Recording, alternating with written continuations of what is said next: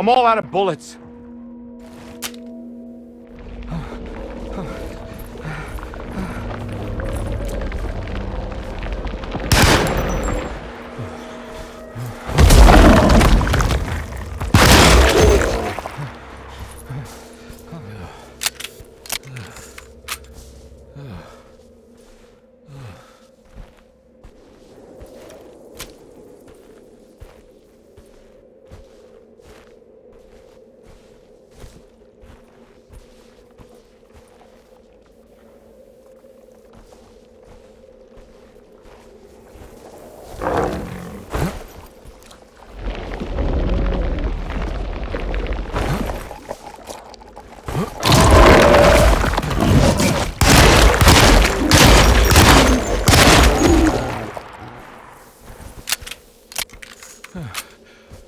The sunken desert temple. I better get down there.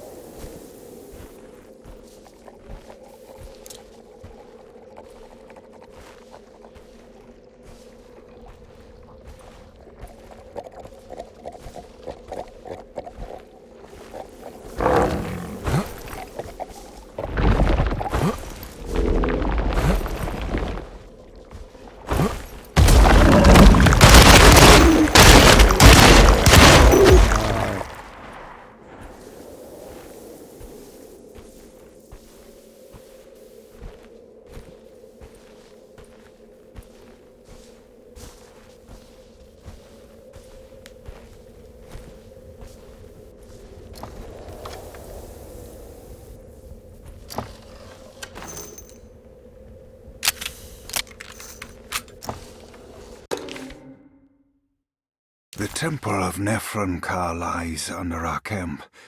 Despite all efforts, that unholy site did not collapse, but sink beneath the sand. The pharaoh is long dead, his name meticulously stricken from all ancient writing. But that stage meant for blood and terror remains. The temple is said to be lightless, built to harbor all the haunters of the dark found in the very depths of our universe. Calling on the gods meant creating a bridge between our world and theirs. The terrible Aldebaran of Taurus, the Black Sun, was seen as the most important star in the night sky. Because, according to the Kitab al-Azif, it was said to be the home of that crawling chaos known as Nyarlathotep. Through ancient mechanisms, it was said that the priests could open shafts channeling the light emitted by that strange stone called the Shining Trapezohedron. Several streams pooled together above the statue of that dark man would then be sent through space towards the Black Sun. A message to the gods. The gifts bestowed on the sender are completely undocumented. Here we go. But often assumed to involve dark blood pacts, where souls are traded for malicious miracles.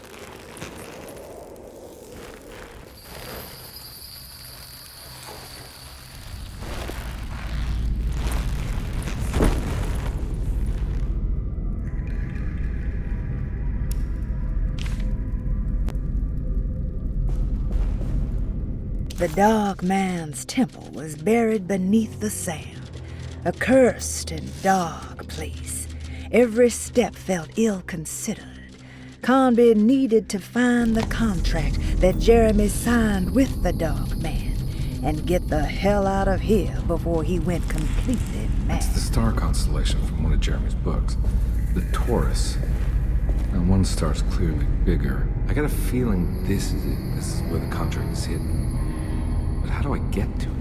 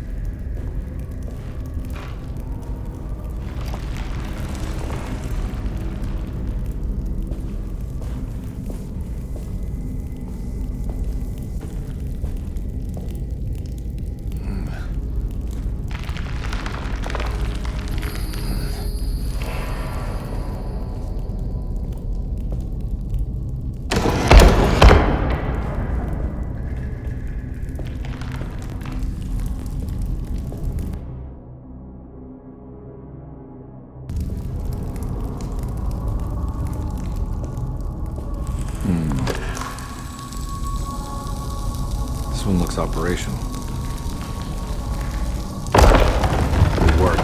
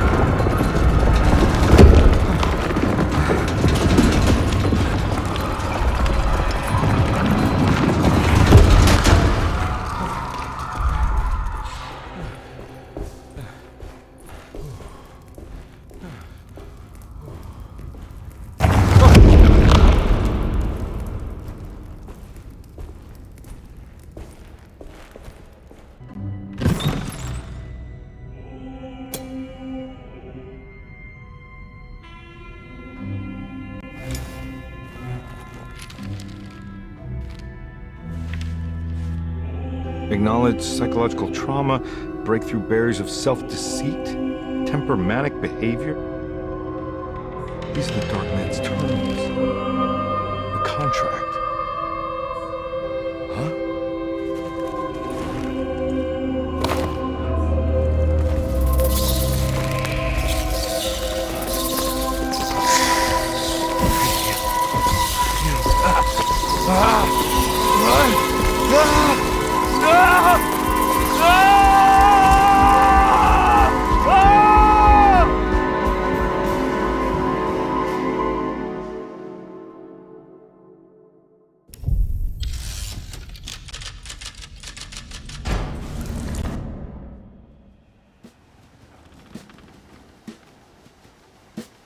Hey. Hey, detective?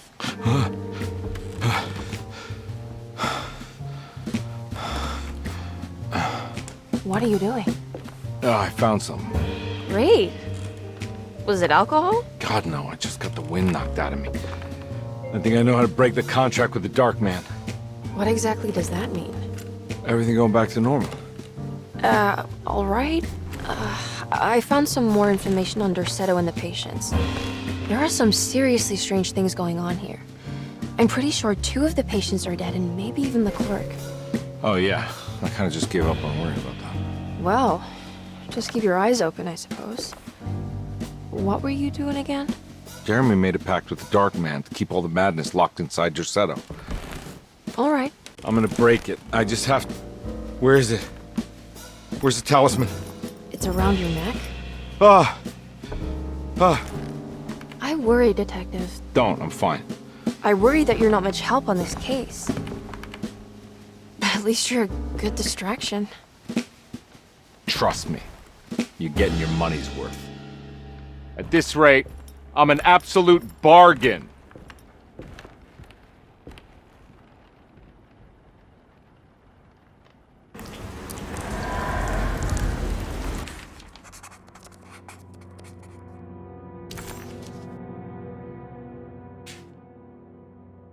He must first acknowledge psychological trauma in order to proceed. The lying must stop, so we can break through the barriers of self-deceit. Finally, temper manic behavior. Medicine has failed me. Nothing can be done to dispel the hardwood curse. Only the sacrificial dagger may release the despair from Jacob's eye. Yet, doing so would be the doom of Derceto. Let this curse of mine be a weapon for once. I accept your demands. Oh, crawling chaos. Build your prison around this godforsaken hospital. When evil has been starved, I will stay buried forever.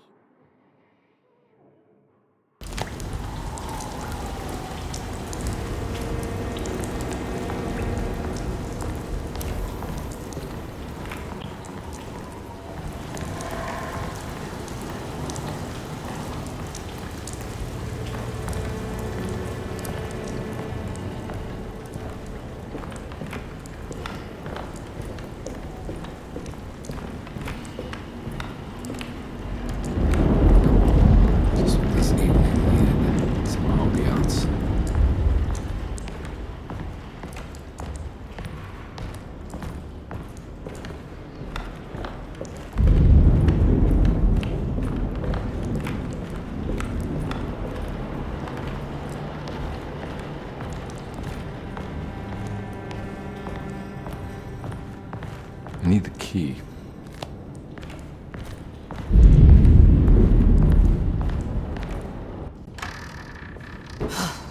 Got to be around here somewhere. He wouldn't leave this house. I don't know what to think anymore. You run into that detective fella? Who is he? Can he be trusted? I think he one of the good guys. Well, you know, like us. Will he be all right with her coming? Praise the mother. He don't need to know about all that. Just help Jeremy. Just calm down. It ain't time yet. God, it hurts. As far as I can tell, Detective Carnby seems to be solving problems. not cause him. Just be ready in case he starts anything.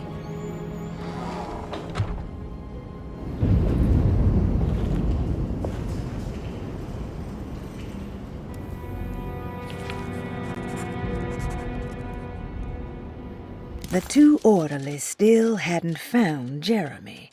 Carnby figured this was good news. Emily had reminded him about some strange deaths at Derceto, and Carnby wasn't sure who he could trust.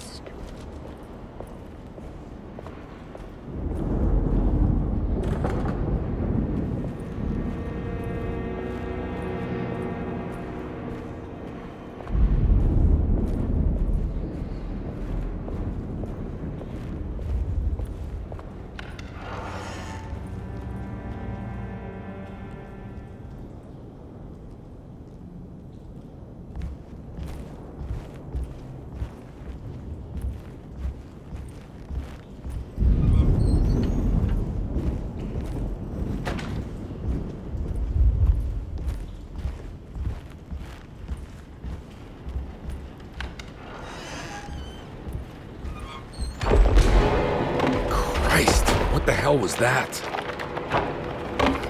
It's blocked.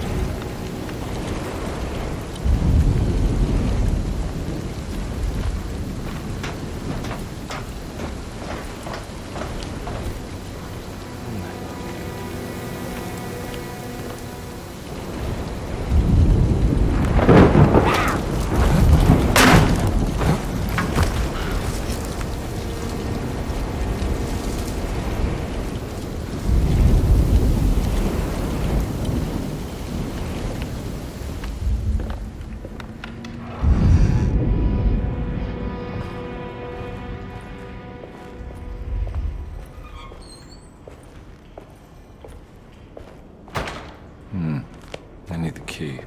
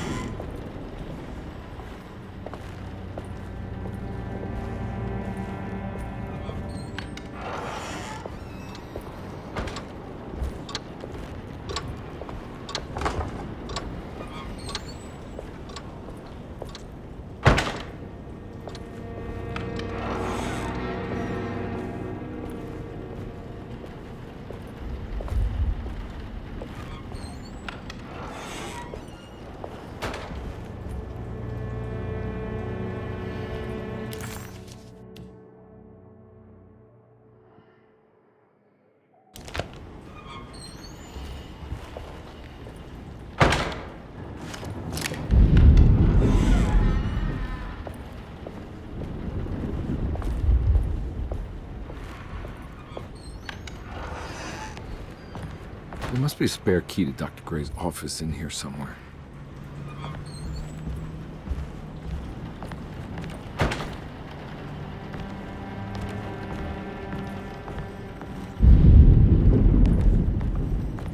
I don't have the combination for this, but maybe Jeremy did.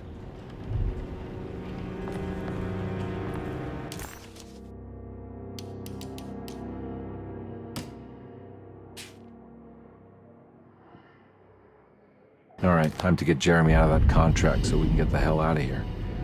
Something tells me I'm gonna have to put my talisman to use.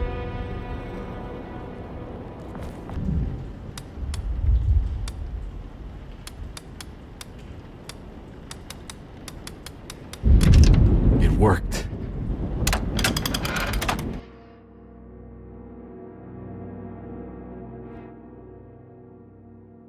The last guest in the empty room suffered from severe maladaptation. I must write this down, because if I understand the condition sufficiently, it could make me deny this fact at a later date, and there is reason for me to think I may come to suffer the consequences from this dysfunction, as some who came in contact with the guest seemed to adopt a new worldview in which everything was predetermined but broken. Upon accepting this worldview, some memories became unmanageable and later rejected. I do not know what this means. I cannot even remember the fate of the guest. I think they were simply Dr. Gray's misplaced office, all one to day myself. and forgotten. Let's see if we can figure this guy out.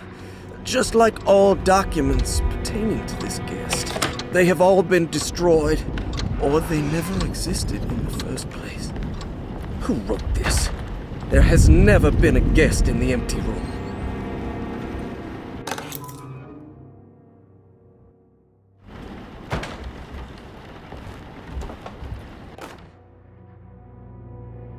Dearest Dr. Manzetti, I find myself in a losing battle with my patient. As I've disclosed in my previous letter, his delusions have him completely captured. It's bad enough that he is torturing himself with paranoia, but his madness turns out to be quite persuasive to others, effectively laying the ground for mass delusion. I am writing to you in hope that you can give me some guidance. Beyond my ambition to avoid devastating surgery on my patient, I have grown worried about my own defenses. The words of my patient are deranged, yet they often resonate with something primitive within me. I have tried photographing his brain with X-rays. It was surprisingly difficult to get good results. Dark blotches on the plates kept obscuring all details. My patient looked at the bad plates and cried out in terror, telling me the dark areas was the shadow of the worm, eating him from inside. I could not see anything out of the ordinary. I hope this is a sign that my mind is not as receptive to the madness as I had feared. After further inquiry, my patient described the shadows inside his mind as some kind of chthonic monstrosity that wants to undermine his sanctuary. This is clearly a reference to a place he calls Teroea, a sort of library or convent that works as a psychological haven. With this imaginary haven threatened by this Chthonian, he has now constructed another, less pleasant hiding spot. Lately, he has been bringing up a metaphor of a steamboat that has run aground, that he feels like he needs to start the engines and reverse, but he is afraid that the hole in the hull would cause the whole ship to sink. I've been watching him turn this metaphor into reality for the last week. He knows it's made up, but he is doubling down, trying to make it a real memory. I feel certain that this is my chance to break through the barriers of his self-deceit.